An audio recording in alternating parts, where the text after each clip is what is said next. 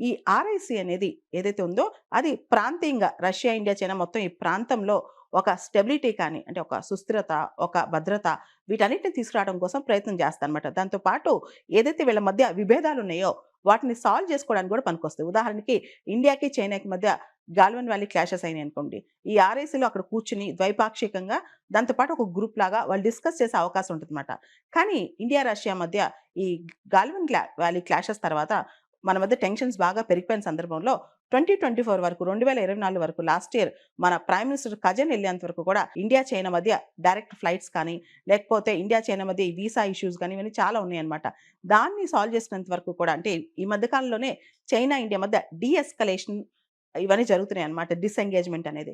So, ఈ తరుణంలో ఇప్పుడు మళ్ళా ఎప్పుడైతే డొనాల్డ్ ట్రంప్ 2.0 వచ్చారో, ట్రంప్ మళ్ళా రష్యా, ఇండియా, చైనా పైన సాంక్షన్స్ మొదలెట్టారు. ముఖ్యంగా ఇండియా పైన సెకండరీ సాంక్షన్స్ ఏయటం మొదలెట్టి, ఇండియా పైన విపరీతమైన టారిఫ్‌ల బాదుడు మొదలెట్టారో, ఈ టైంలో మళ్ళా ఆర్ఐసి మనం గనక బలంగా ఉంటే, స్ట్రాంగ్‌గా ఉంటే ఆర్ఐసి ద్వారా అమెరికాని చెక్ పెట్టొచ్చు కదా! అనే ఒక సందర్భం ఇప్పుడు జరుగుతుందండి.